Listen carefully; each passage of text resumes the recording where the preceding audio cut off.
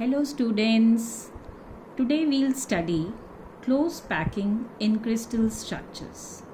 Now students, when we have to study close packing in crystal structures, what we'll do, we'll assume the constituents of a crystal to be a sphere.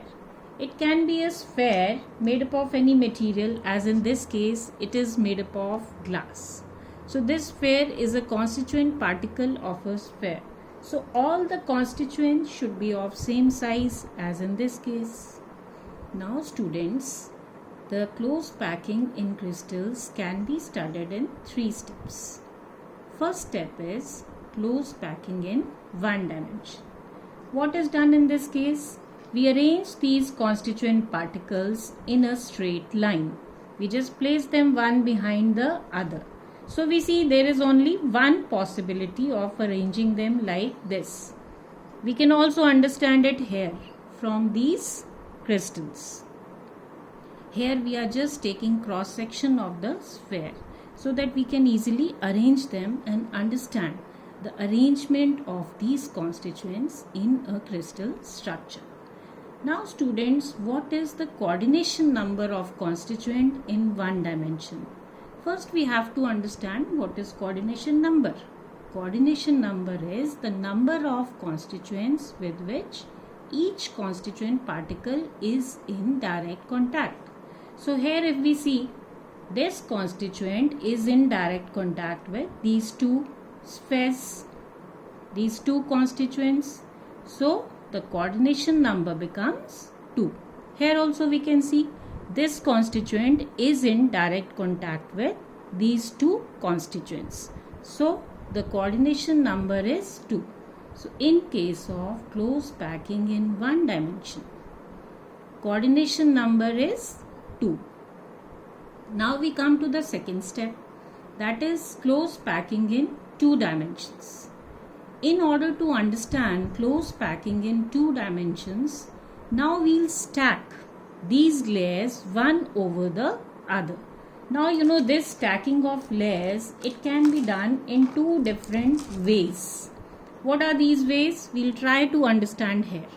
I'll just try to arrange these constituents in such a way that second layer is just behind the first layer and third layer is just behind the second layer, so that we get somewhat like this type of arrangement.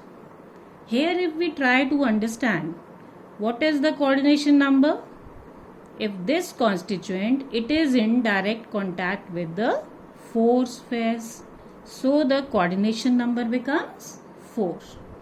And if we join the centers of these 4 spheres, what shape are we getting? We are getting a square shape. That is why students, this type of packing is also called square close packing, because we are getting a square shape. And in this case, the coordination number is 4.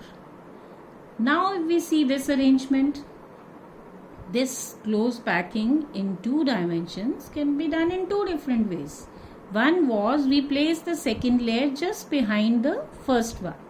Second way is we place the second layer in the depressions of the first layer, as we have done here.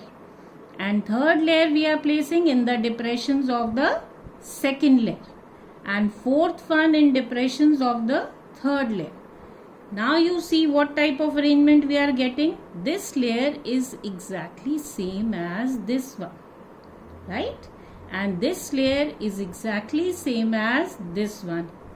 Now, if we try to see the coordination number, this constituent is in direct contact with how many spheres here? 6.